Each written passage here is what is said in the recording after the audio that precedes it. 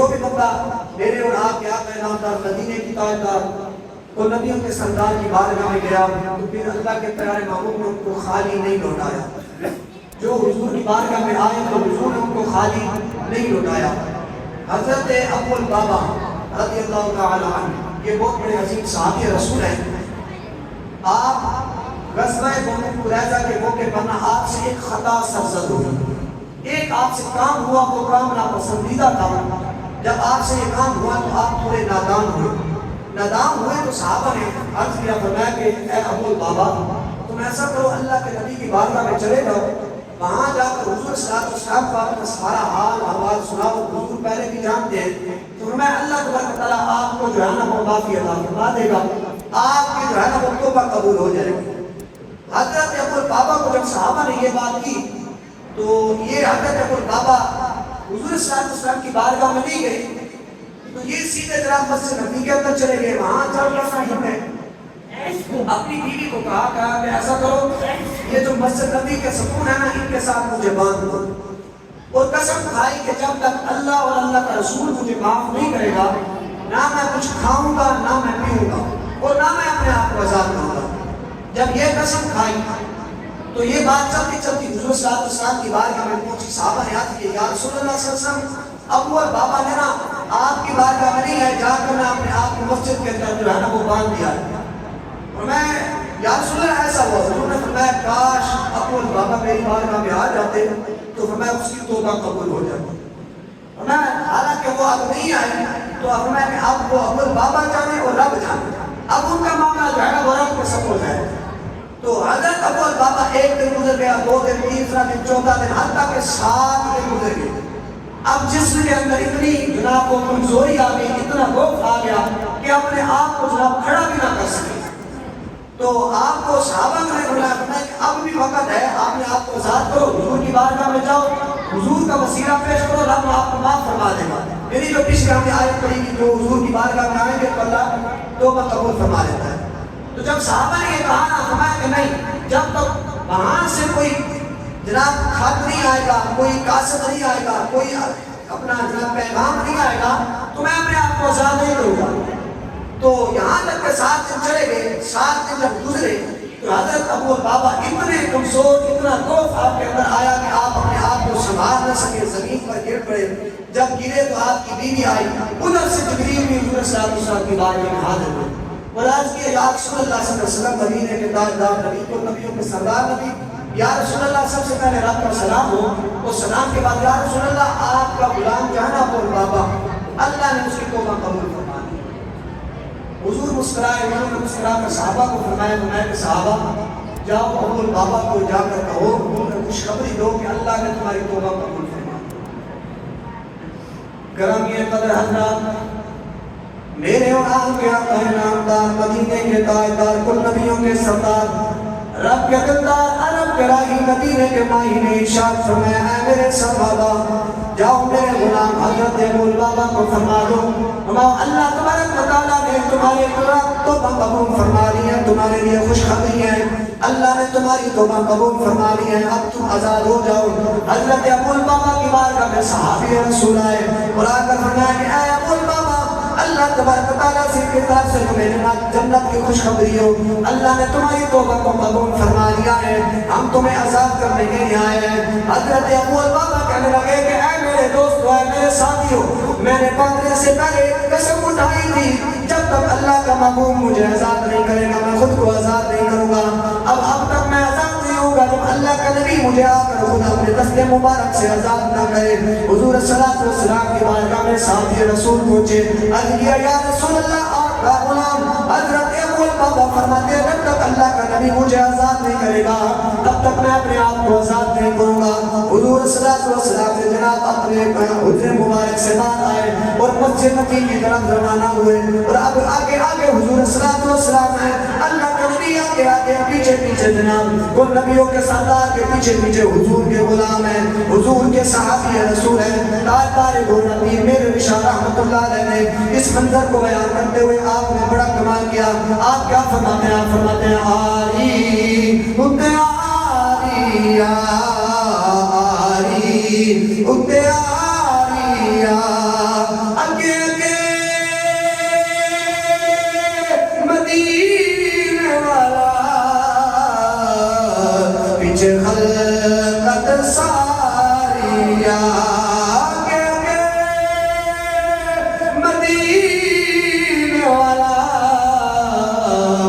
پیچھے خلقت ساری گرامی قدردان اب حضور آگے آگے پیچھے پیچھے حضور کے ساتھ ہے حضور جناب ابوال بابا کے پاس گئے حضور نے حضرت ابوال بابا کو آزاد کیا جب آزاد کیا تو حضرت ابوال بابا حضور کے دست مبارک کو پکڑ کر حضور صلی اللہ علیہ وسلم کے ساتھ اپنے سامنے کھڑا ہوئے اب اللہ کے پیارے محبوب علیہ السلام نے حضرت ابوال بابا کو اپنے سینے سے لگایا جیسے ہی اللہ کے پیارے محبوب نے حضرت ابوال بابا اپنے اس غلام اپنے اس صحابی کو سینے سے لگایا تو حضرت ابوال بابا نے جو رو کر عرض کی میں اپنے انداز میں آپ کو بتانا چاہتا ہوں کہ صحابی رسول نے کیا ارشاد کیا صحابی رسول فرماتے ہیں کہ مانو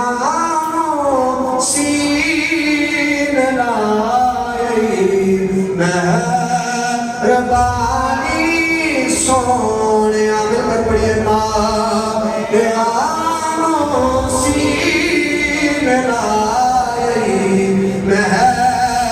مہربانی سونے گھر بلا کے خیر پائی مہربانی سونے بلکل بڑی محبت کے ساتھ گھر بلا کے خیر پائی مہربانی سونے مانو سین لائی مہربانی سونے میں ابھی طلاق نہیں دربار دے پھر بھی اپنا گھر دکھائے مہربانی سونیا مانو سین لائی مہربانی سونیا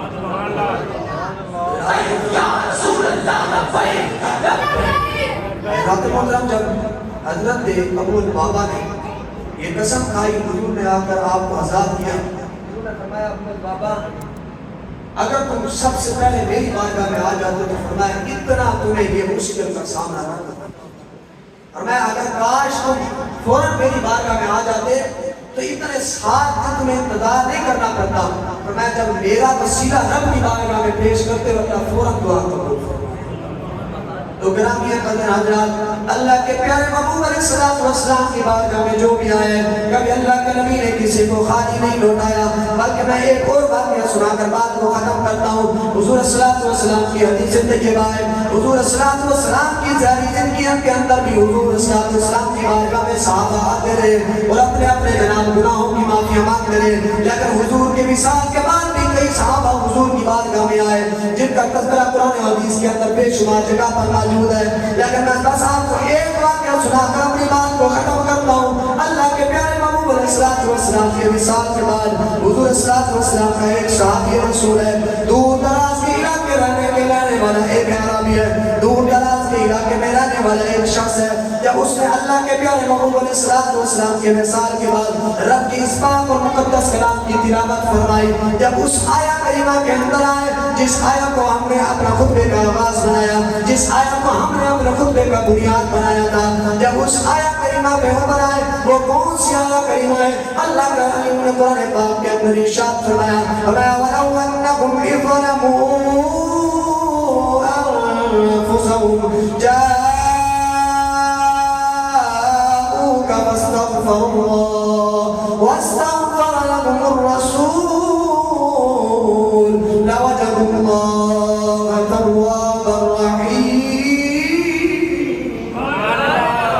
اب حضور کا یہ صحابی رسول ہے حضور کے وصال کے بعد اس نے اللہ کے پاک اور مقدس کلام کی تلاوت فرمائی جب اس آیت پر آپ کا جناب آئے اور اس آیت پر آتے ہی آپ کے دل میں یہ بات آئی کیوں نہ میں بھی اللہ کے نبی کی بارگاہ میں جاؤں اپنے گناہوں کی معافی مانگوں لیکن یہ نہیں جانتے تھے کہ اللہ کے نبی کا وصال ہو گیا ہے. اب یہ دور دراز علاقے کے رہنے والا شخص صحابی رسول یہ عربی شخص حضور صلی اللہ علیہ وسلم کے مدینہ منورہ کی طرف سفر کیا, روانہ اپنے گھر سے روانہ ہوئے. جناب چلتے چلتے اللہ کے پیارے محبوب علیہ السلام کے مدینہ منورہ میں حاضر ہوئے اور آتے ہی آپ نے صحابہ کرام کو سلام کیا. سلام کرنے کے بعد صحابہ کرام کی بارگاہ میں عرض کرنے لگے, بنانے لگے کہ اے میرے ساتھیوں, اے میرے محبوب کے غلاموں, بتاؤ اللہ کے نبی کا گھر کہاں ہے؟ لیکن حضور کے صحابہ نے فرمایا تمہیں کیا کام ہے؟ وہ کہنے لگا کہ آپ مجھے بتائیں اللہ کے نبی کا گھر کہاں ہے؟ صحابہ نے فرمایا کہ اے دور دراز سے آنے والے عربی شخص, اللہ کے نبی کا پیارے محبوب علیہ السلام کا تو وصال ہو گیا ہے. جیسے اس عربی شخص نے یہ جملہ سنا, آپ کے کانوں پر یہ جملہ آیا تو آپ زوردار چیخ مار کر کہنے لگے کہ ہے میری قسمت, میں تو بڑی دور سے اس آس پر آیا تھا کہ اللہ کے محبوب کی بارگاہ میں جاؤں گا, رب کی بارگاہ میں حضور کا وسیلہ پیش کروں گا, اللہ میری سفارش رب کی بارگاہ میں کرے گے اور اللہ میرے گناہوں کو معاف فرما دے گا. اے میری قسمت, اب میں کہاں جاؤں گا؟ کس در پہ جا کر اپنی فریاد کو سناؤں گا؟ کس کو جا کر یوں کہوں گا؟ حضور صلی اللہ علیہ وسلم کا یہ صحابی رسول رو رو کر صحابہ کو عرض کرنے لگا کہ اے میرے ساتھیوں, اے میرے محبوب کے غلاموں, اب حضور کا وصال تو ہو چکا ہے, لیکن بتاؤ حضور کا روزہ اقدس کہاں ہے؟ حضور کے صحابہ نے آپ کا ہاتھ پکڑا, ہاتھ پکڑ کر جناب حضور صلی اللہ علیہ وسلم کے روزہ اقدس پر لے آئے. جب یہ صحابی رسول حضور کے روزہ اقدس کو دیکھا, جب اس نے حضرت عائشہ کے حجرے مبارک کو دیکھا, حضور کے روزہ اقدس کو دیکھ کر حضرت عائشہ صدیقہ رضی اللہ تعالیٰ عنہ کے حجرہ مبارک کی باقی والی صحت پر کھڑے ہو کر رو رو کر اللہ کے نبی کی بارگاہ میں عرض کرنے لگے, کہنے لگے کہ یا رسول اللہ, میں بڑی دور سے آیا تھا کہ آپ کی بارگاہ میں آؤں گا, اپنا حوال سناؤں گا, اپنا واقعہ سناؤں گا. یا رسول اللہ, آپ کا تو دنیا سے وصال ہو چکا ہے, آپ تو دنیا سے پردہ فرما چکے ہیں. یا رسول اللہ, اب کس در پہ جاؤں گا, کس کو جا کر اپنی فریاد سناؤں گا؟ اللہ کے پیارے محبوب علیہ السلام, یا رسول اللہ کرم نوازی فرمائیے. یہ صحابی رسول رو رو کر حضور کی بارگاہ میں عرض کر رہا ہے. اس کا ترجمہ سلطان باہو جھنگ کا بادشاہ جب کے تاجدار نے اپنا قلم اٹھایا, آپ نے اپنا قلم اٹھاتے ہوئے آپ کیا ارشاد فرماتے ہیں؟ ان لفظوں کا ترجمہ کرتے ہوئے سلطان العارفین سلطان باہو فرماتے ہیں, آپ فرماتے ہیں سن فریاد نبیان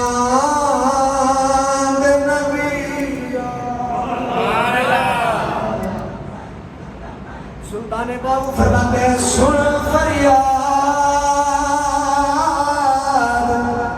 نبیان نبیا, کہ میں آپ سناواں کہ نو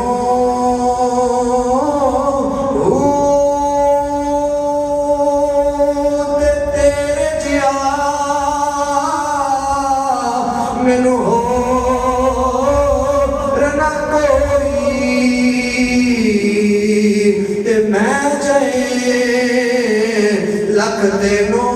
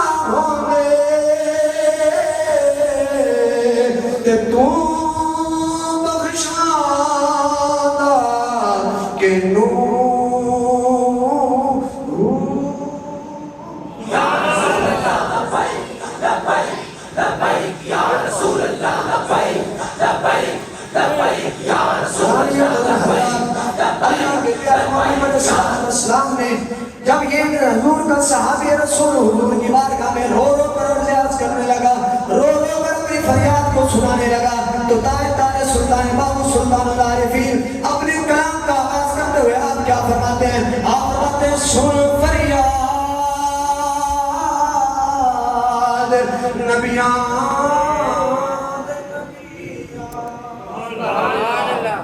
سورہ سلطان عارفین کی زبان سے آپ کیا فرماتے ہیں؟ فرماتے ہیں سن فریاد نبیاں اے نبیاں اے میری عرض سنی کن دھر کے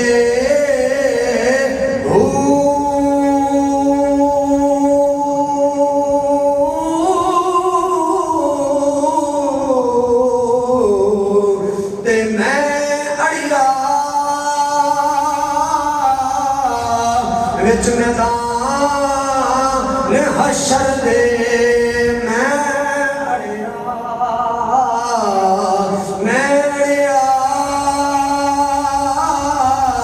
وچ میدان حشر دے جتھوں ولی گزرن ڈر ڈر کے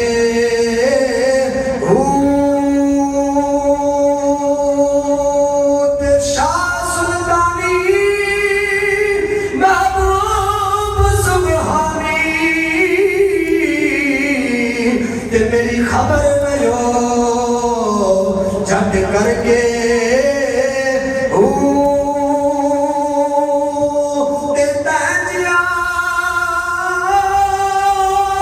نبی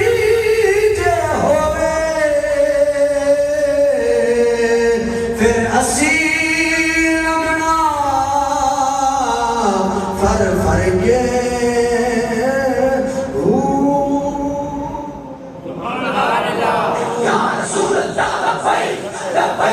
لبیک یا رسول اللہ لبیک لبیک لبیک یا رسول اللہ لبیک لبیک لبیک یا رسول اللہ لبیک لبیک لبیک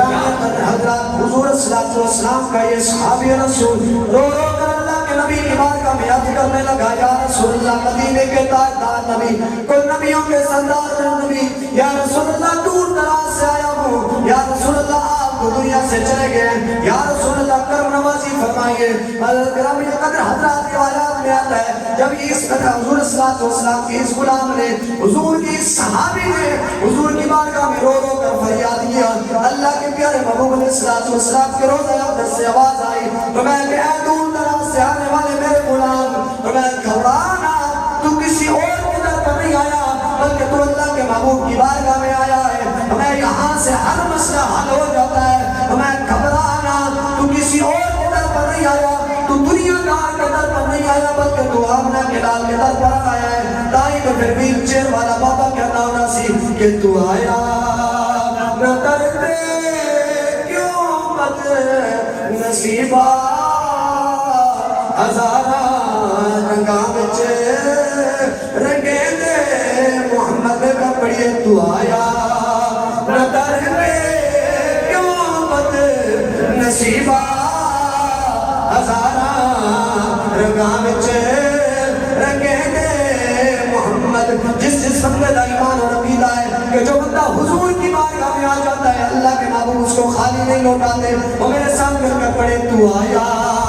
نہ درتے کیوں بد نصیبہ ہزارہ رنگاں بچے رنگے دے محمد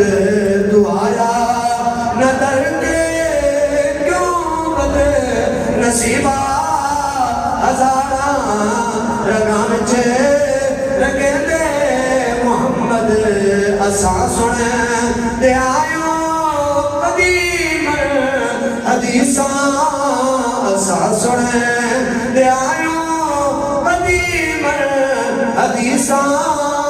غریباں دے میرے بسے دے محمد اساں سنے دے آیو قدیم حدیثاں غریباں دے میرے بسے دے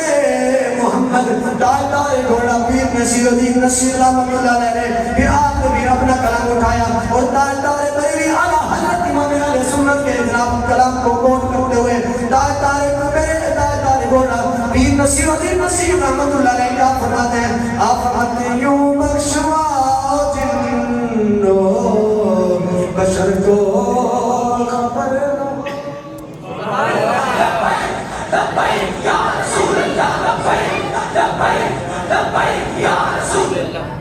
یہ نصیب رحمۃ اللہ کا بڑا کمال کا شعر ہے، بڑا سننے والا ہے. کیا فرماتے یا رسول اللہ ایسے بخشواؤ کہ جنوں کو بھی پتہ نہ چلے، انسانوں کو بھی پتہ نہ چلے. یوں بخشواؤ جنوں بشر کو خبر نہ ہو، یوں بخشواؤ جنوں بشر کو خبر نہ ہو، یوں بخشواؤ جنوں بشر کو خبر نہ ہو. دھل جائے داغ دامنے تر کو خبر نہ ہو، دھل جائے داغ دامنے تر کو خبر نہ ہو، یوں بخشواؤ جنوں بشر کو خبر نہ ہو. امام اہل سنت تاجدار بریلوی کا آگے کلام نوٹ کرتے ہیں. کیا فرماتے ہیں اعلیٰ حضرت امام اہل سنت نے کیا فرمایا؟ آپ فرماتے ہیں ایسے گزارو نارے سفر کو خبر نہ ہو. نار کہتے ہیں آگ کو. اعلیٰ حضرت فرماتے ہیں یا رسول اللہ آگ سے اس طرح گزارو نا کہ آگ کو بھی پتہ نہ چلے کہ حضور کے غلام گزر گئے. ایسے گزارو نارے سفر کو خبر نہ ہو، ان سے گزارو راہ گزر کو خبر نہ ہو، ان سے گزارو راہ گزر کو خبر نہ ہو. جبریل پر بچھائے پر کو خبر نہ ہو، جبریل پر بچھائے پر کو خبر نہ ہو. کاٹا میرے جگر سے رملو زگار کا، کاٹا میرے جگر سے رملو زگار کا، یوں کھینچ لیجئے کہ یوں کھینچ لیجئے کہ جگر کو خبر نہ ہو، یوں کھینچ لیجئے کہ جگر کو خبر نہ ہو. آخری الفاظ ہیں بڑے گھوٹ مطلب ہیں. اعلیٰ حضرت امام اہل سنت فرماتے ہیں فریاد امتی جو کرے حال زار سے، فریاد امتی جو کرے حال زار سے، ممکن نہیں کہ خیر البشر کو خبر نہ ہو، ممکن نہیں کہ خیر البشر کو خبر نہ ہو.